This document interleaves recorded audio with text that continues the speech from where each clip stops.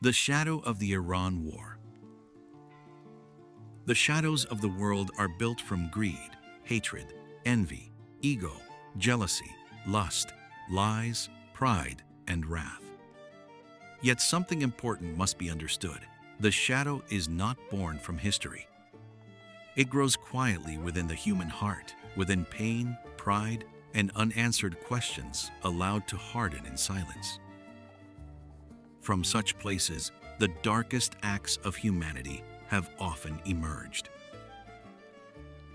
To understand how a war in this region might unfold, we must first look at geography. Geography is destiny.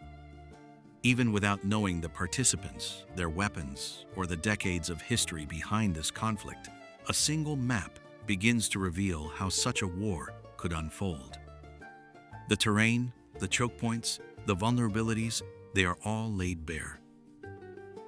What follows is not merely speculation, but the powerful influence of geography itself. Sometimes geography alone reveals more about a conflict than politics or ideology.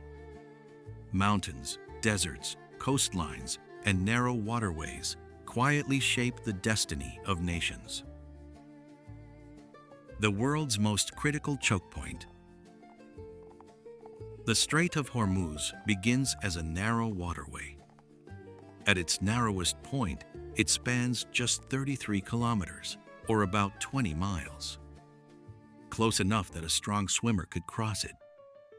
Yet this sliver of water may be the most strategically important piece of real estate on Earth. It is the nexus upon which the modern global economy pivots.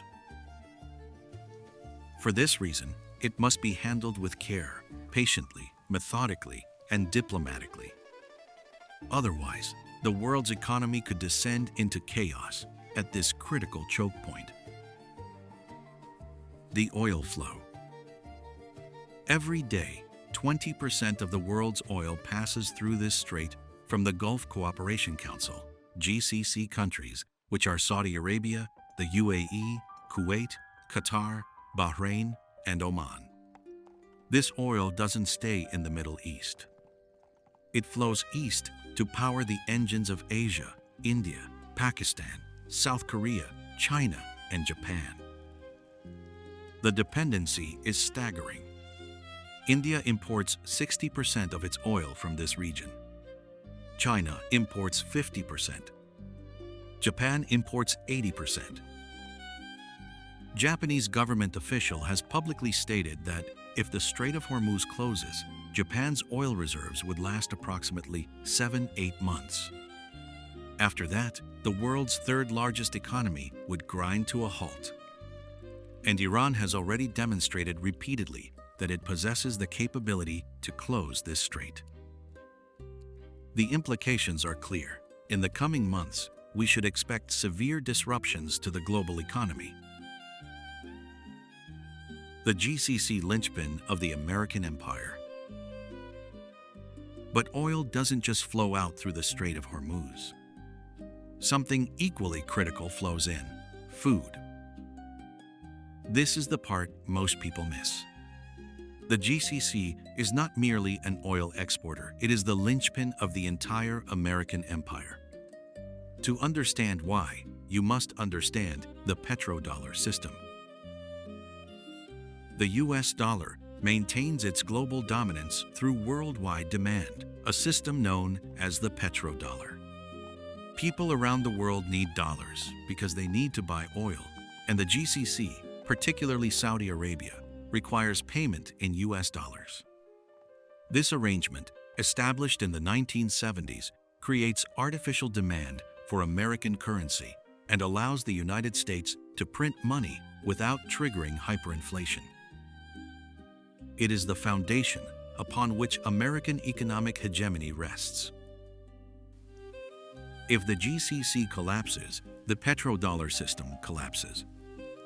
If the petrodollar collapses, both the American economy and the American empire collapse simultaneously.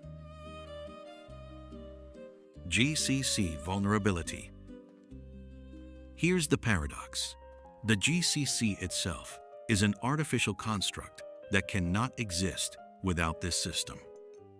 These nations lack three essentials for sustaining large populations. They are food, water, and arable land.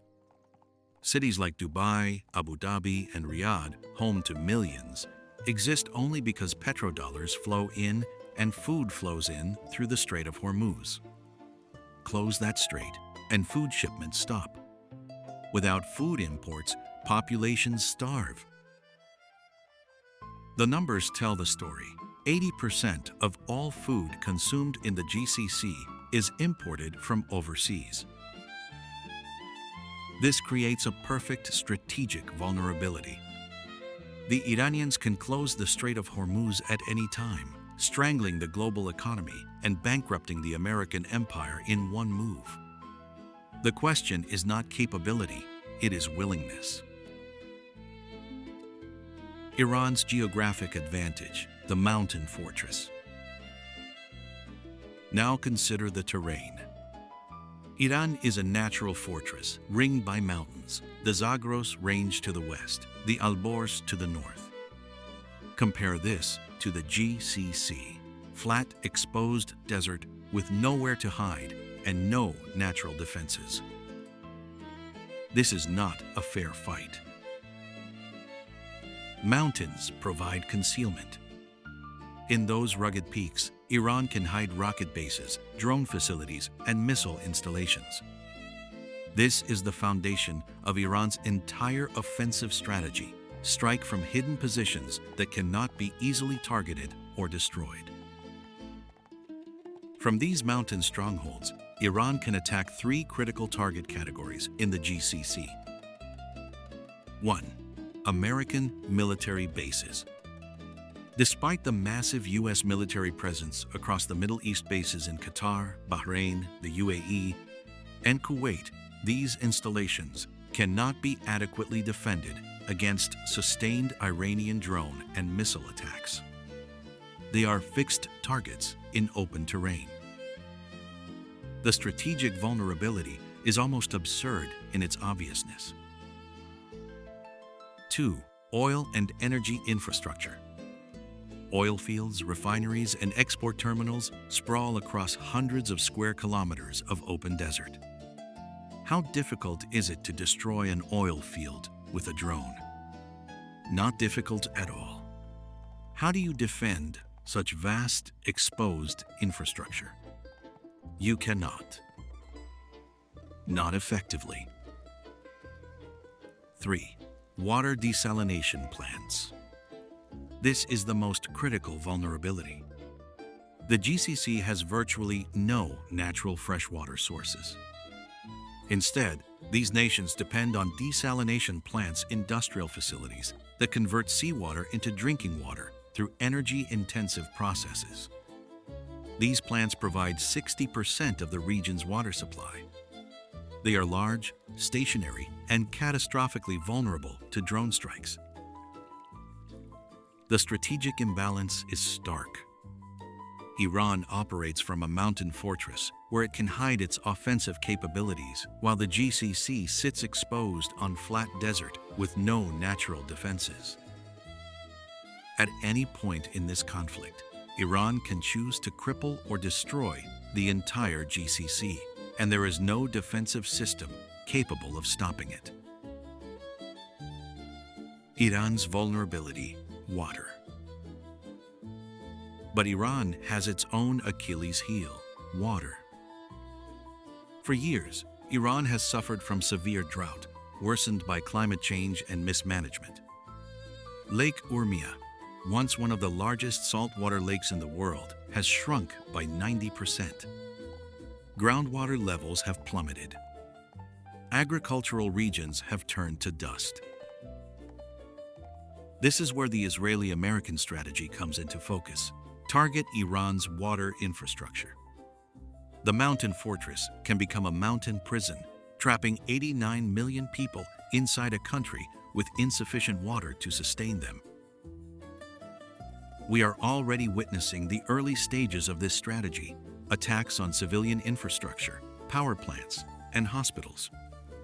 In the months ahead, expect escalation. strikes on dams, reservoirs, water treatment facilities, and the power plants that run them. The objective is not military victory in the traditional sense. It is to make Iran so uninhabitable that the population either rises up against the government or creates a massive refugee crisis that destabilizes the entire region. If this message speaks to you, please like and subscribe. A war of mutual destruction. This is the nightmare scenario the map reveals. A war where both sides possess the capacity to destroy each other. It is not a question of capability, it is a question of will. How far is each side willing to go? This is a deadly game of chicken, played with the global economy as collateral. But there is an asymmetry that matters: resolve. The Iranians are predominantly Shia Muslims with a theological tradition that venerates martyrdom. The United States and Israel have killed Iranian generals, scientists, and religious leaders. Iran's leadership has demonstrated repeatedly that it is willing to endure enormous suffering in pursuit of its objectives. The GCC countries, by contrast, are wealthy, comfortable, and dependent on foreign labor. In Dubai, 90% of the population is foreign-born. In Qatar, it's 88%. These are not populations prepared for prolonged suffering. If the war intensifies, expatriates will simply leave. The economies will collapse from within before the missiles even arrive. This is not a fair matchup in terms of willingness to endure pain. The big questions. 3 critical questions will determine how this war unfolds over the next 6-12 months. First, will America commit ground troops? Airstrikes and naval blockades cannot defeat Iran. The only way to truly topple the Iranian government is through a ground invasion, and that would require deploying between 500,000 and 2 million soldiers into mountainous, hostile terrain. Is America willing to do this? This is the question that will define the next phase of the conflict. Second, will nuclear weapons be used? Iran does not currently possess nuclear weapons, but it has the capability to develop them. Israel and the United States do possess them. If one side faces existential defeat, would they use nuclear weapons? This question hangs over every escalation. Third, who else gets drawn in? The situation is so dire that European powers Germany, France, and Britain are openly discussing military involvement. If NATO enters the war, Russia and China may feel compelled to support Iran. What begins as a regional conflict could metastasize into World War III. Because of the Strait of Hormuz's critical importance to the global economy, eventually every major power may be forced to choose a side. Neutrality may not be an option. The economic endgame, the GCC. In many ways, everything in this conflict circles back to the Gulf Cooperation Council, the GCC. It is one of the keystones of the modern energy system. Remove it, and the structure of global markets begins to tremble. From Iran's strategic perspective, weakening the GCC would mean striking at the economic foundation that helps sustain American influence in the region. The mechanism is relatively simple. The GCC nations sell oil to the world in US dollars. Those dollars then flow back into global financial markets, especially into the United States, through investments in stocks, bonds, infrastructure, and real estate. For decades, sovereign wealth funds from countries such as Saudi Arabia, the United Arab Emirates, and Kuwait have invested vast resources into American markets. The reason is clear. U.S. financial markets remain among the most stable, liquid, and globally trusted places to store wealth. But imagine what happens if the Strait of Hormuz were severely disrupted. Oil exports would slow or halt. Revenue would collapse. Without oil income, the GCC states would have far fewer dollars to invest abroad. Capital flows that normally support global markets would suddenly shrink. The effects would ripple outward. A large share of modern market growth is concentrated in a handful of major technology companies, firms such as NVIDIA, Microsoft, Apple, Amazon, Alphabet, Meta, and Tesla. These companies attract investment from funds around the world, including sovereign wealth funds from energy-exporting nations. If geopolitical crises force those funds to withdraw capital, redirect spending toward security, or simply halt new investments, global markets would feel the strain immediately. In this sense, the conflict is not only about territory or military power.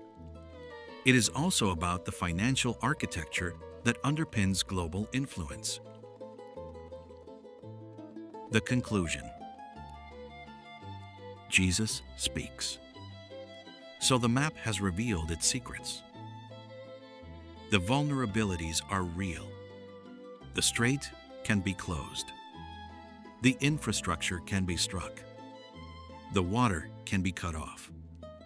The financial flows can be disrupted. The pressure points exist mapped, known, and waiting. But the map does not decide. People do. Geography creates the conditions. Economics raises the stakes. Military capability defines the options. But none of this forces the outcome. What happens next depends on choices. Choices made by leaders under pressure, populations demanding action, allies calculating risk, and adversaries testing resolve. And those choices emerge from the same place we began, the human heart. The shadow that grows in individuals also grows in nations. Pride that refuses to back down. Fear that mistakes caution for weakness. The need to be seen as strong. The refusal to appear vulnerable. The belief that striking first is safer than waiting. These are not strategies. They are impulses. And when they harden into policy, when they shape the decisions of those who hold power, the map's vulnerabilities become triggers. So the real question is not whether war could happen. The real question is whether we individually and collectively can see the shadow clearly enough to choose differently. Can restraint survive the pressure to retaliate?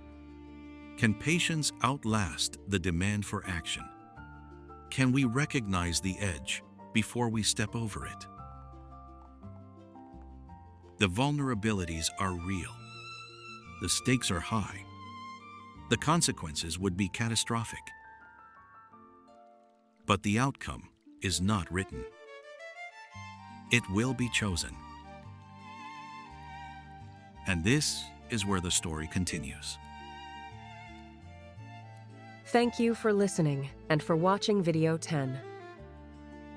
If this message spoke to you, please like and subscribe so that love and compassion may reach those who are still walking through darkness. From a larger work exploring love, shadow, and the architecture of the human heart. This is the English version, narrated from the book, Jesus' Return, Rebuilding the Architecture of Love.